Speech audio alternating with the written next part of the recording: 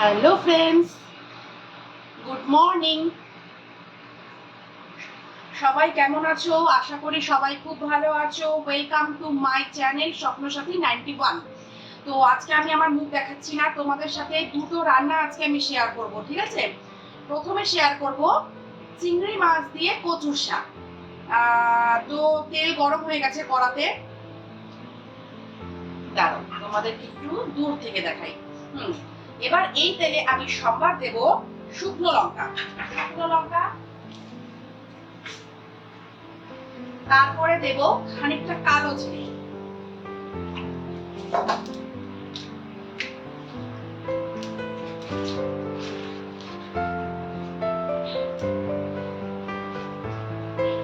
তারপরে দেব দুটো তেজপাতা। ঠিক আছে, তেজপাতাটা অপশনাল, আমার তেজপাতার গন্ধ যেহেতু ভালো লাগে তাই আমি দেই, তো তেজপাতাটা কিন্তু অপশনাল। এবার এর মধ্যে যাবে কিছুটা রসুন কুচি। রসুনটাকে এবার আমি ভালো করে ভাজা ভাজা করে নেব, ঠিক আছে?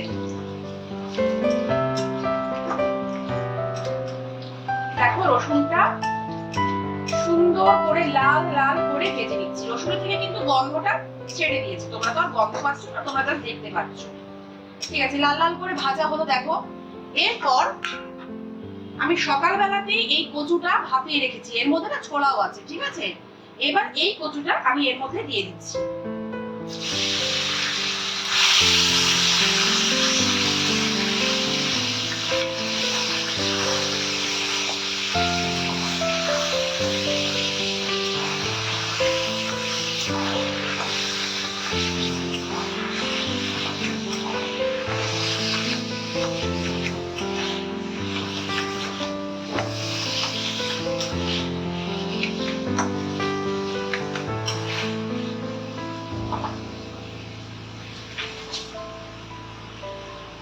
এবার আমি এর মধ্যে দেব স্বাদ অনুযায়ী, দেখো, লবণ।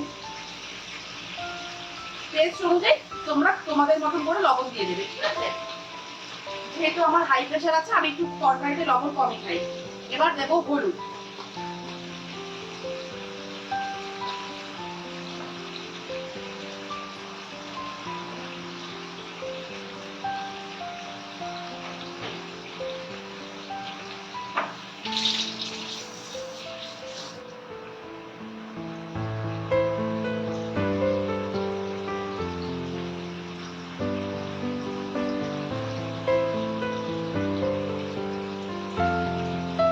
এবার আমি এর মধ্যে কটা কাঁচা লঙ্কা চিড়ে দিচ্ছি, ঠিক আছে?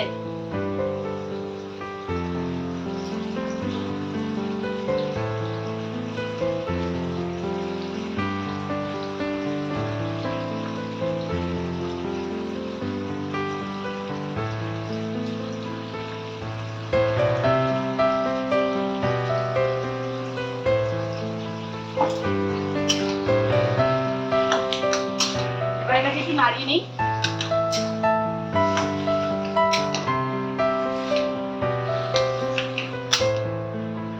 এবার আমি এর মধ্যে চিংড়ি মাছগুলো দিয়ে দেবো, যাতে করে কচুটা যতক্ষণ কষবে চিংড়ির ভেতরে মশলাটা পুরো ঢুকে যায়, নুন লবণটা ভালো করে ঢুকে যায়, ঠিক আছে? তো এটাকে এখন আমি কিছুক্ষণ ঢাকা দিয়ে রাখবো। ঢাকা দেওয়ার পর কেমন আসছে টেক্সচার আমি তোমাদের সাথে শেয়ার করছি। তো দেখো বন্ধুরা, জলটা শুকিয়ে যাওয়ার পর এই যে এরকম টেক্সচারে এসছে, এরকম টেক্সচারে এসছে। আমি এটাকে, আমার হাজবেন্ড যেহেতু চিনি খায় না, মানে কোনো রান্নায় হচ্ছে মিষ্টি পছন্দ করে না, তো ওর জন্য আমি আলাদা ডুবিয়ে রেখেছি। এবার এর মধ্যে একটু স্বাদ অনুসারে চিনি যোগ করে আমি রান্নাটাকে নামিয়ে নেব, ঠিক আছে? বন্ধুরা, আমার নামানো হয়ে গেছে চিংড়ি মাছ দিয়ে কচুর শাক। দেখো লুকসটা ঠিক এইরকম এসছে, ঠিক আছে? চলো তোমাদের সাথে আরো একটা রান্না শেয়ার করা যাক। তো বন্ধুরা, এখন আমি তোমাদের সাথে শেয়ার করবো এঁচোড়। এখানে দেখো তেল পুরোপুরি ভাবে গরম হয়ে গেছে, যাতে তোমাদেরকে বেশিক্ষণ ওয়েট করতে না হয়, সেজন্য আমি তেলটা গরম করে চলে এসেছি। তো এর মধ্যে আমি ফোড়ন দেব তোমার গোটা গরম মশলা, তেজপাতা,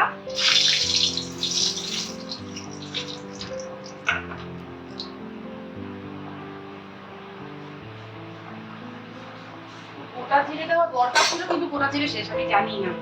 ঠিক আছে, যাই হোক, এরপরে আমি আলুগুলো টুনটুন করে কেটে রাখা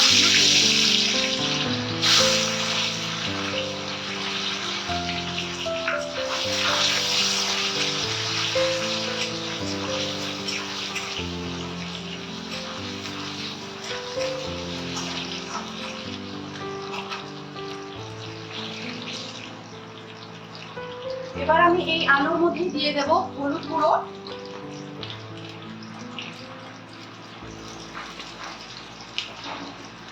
আর স্বাদ মতো লবণ।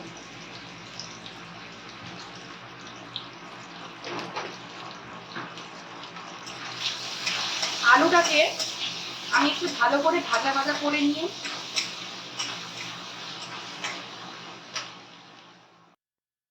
দেখো দেখো বন্ধুরা, আলুটা দেখো খুব সুন্দর করে ভাজা হয়ে এসছে। এবার আমি এর মধ্যে অ্যাড করব এখানে ছোট একটা পেঁয়াজ, 4-5 কোয়া রসুন, 3টে কাঁচা লঙ্কা, হাফ টমেটো, জিরের গুঁড়ো, লঙ্কার গুঁড়ো দিয়ে একটা পেস্ট বানানো আছে। এবার এই পেস্টটা এই আলুর মধ্যে দিয়ে ভালো করে কষিয়ে নেব।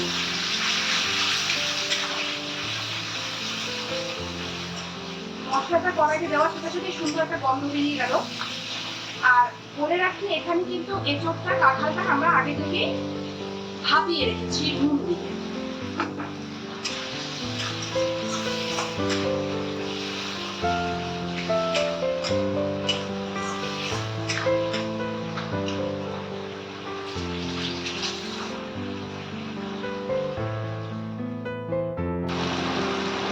আলুটা থেকে দেখো তেলটা অনেকটাই ছেড়ে দিয়েছে, ঠিক আছে?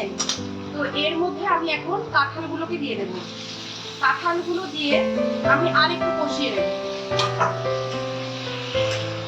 কাঁঠাল দিয়ে আমি আরো কষিয়ে নেব।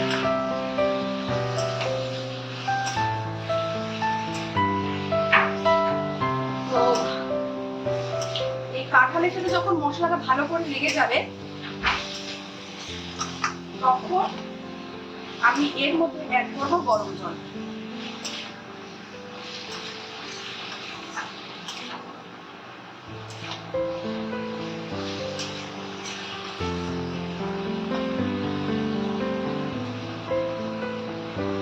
সামান্য একটু চিংড়ি মাছ ছিল, চিংড়িগুলো আজকে ততটা বড় নয়, কারণ বড় চিংড়ি আমি পাইনি।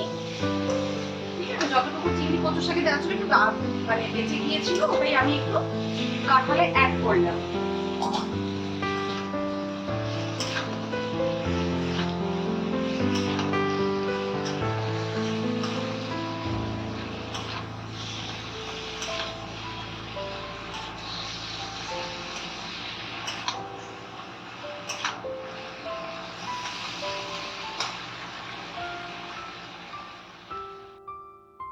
ফিরে এসেছি এঁচোড়ের তরকারি ফাইনাল লুক নিয়ে। তো গরমে কিন্তু আমি একটু হালকা পাতলা করেই আজকে রান্না করেছি, না হলে আমি সবসময় একটু এঁচোড়ের তরকারি কষা কষা ঝাল ঝাল করে রান্না করি। আর আরেকটা প্রবলেম হয়ে গেছিল আজকে এঁচোড়টা আজকে বেশি গলে গিয়েছে। ঠিক আছে, তাও আমি তোমাদের সাথে শেয়ার করলাম এই এঁচোড় চিংড়ির ফাইনাল লুক। কেমন হয়েছে বন্ধুরা অবশ্যই কমেন্ট বক্সে কিন্তু জানাতে ভুলবে না। ফিরে আসছি। হ্যালো বন্ধুরা, তখন রান্না দুটো শেয়ার করার পর আর তোমাদের সাথে গল্পই করা হয়নি। আজকে এখানে শিলিগুড়িতে ভীষণ গরম পড়েছে, সেজন্য আর মানে ইচ্ছা করছিল না যে ক্যামেরার সামনে আসি বা মানে তোমাদের সাথে গল্প করি। কিন্তু বন্ধুদের সাথে তো যে কোনো পরিস্থিতিতেই মনে হয় মানুষের গল্প করা দরকার, তাই এখন যেরকম বেশে আছি সেই বেশেই চলে আসলাম তোমাদের সাথে গল্প করতে। তো তোমাদের গরমে কার কি অবস্থা আমাকে কিন্তু অবশ্যই জানিও, কোথায় কিরকম মানে কত ডিগ্রি সেন্টিগ্রেড চলছে তাপমাত্রা আমাকে জানিও। হ্যাঁ, আমাদের এখানে তো 38 ডিগ্রি চলছে। এই গরমে মানে আমাদের থেকে সব থেকে বেশি কষ্ট হচ্ছে বাচ্চাগুলোকে গরমে স্কুলে যেতে হচ্ছে, সবকিছু করতে হচ্ছে। যাই হোক, যেরকম পরিস্থিতি সেরকম তো সইয়ে নিতে হবে। আর সেই জন্য আমি কোনো রকমের মানে কোনো সাজুগুজু না করে ক্যামেরার সামনে চলে এলাম। এই গরমে অবশ্যই সবাই কিন্তু হেলদি খাবার খেও, আর বেশি বেশি করে জল খেও, আর যতটা সম্ভব পারো হচ্ছে স্যালাড রেখো, খাবারের সাথে স্যালাড রেখো। আর বাচ্চাদেরকে না মানে একটু পর পর হচ্ছে নুন চিনির জল করে একটা স্যালাইন তৈরি করে দেবে, তাহলে না ওদের শরীরটা ডিহাইড্রেট হবে না, হাইড্রেশনটা বজায় থাকবে। তো আমার ছেলে আবার নুন চিনির জল খেতে ভালোই বাসে, সেক্ষেত্রে আমার অসুবিধাটা হয় না। মাঝে মাঝে যদি লেবু থাকে তো লেবু চিপে নুন দিয়ে চিনি দিয়ে দিয়ে দিই। আমরা তো আমাদের মতন চেষ্টা করব, দেখা যাক এভাবে কতটা সুস্থ রাখতে পারি বাচ্চাদেরকে। তো আজকে আর বেশি কথা বলছি না এই গরমে, কারণ বক বক শুনতে এই গরমে কারোরই বেশি ভালো লাগে না। আজকে আমি এটুকুই মানে এখানে আমার ব্লগ শেষ করছি। টাটা বাই বাই, দেখা হচ্ছে নতুন একটি ব্লগের সাথে। তোমরা সবাই ভালো থেকো, সুস্থ থেকো, টাটা।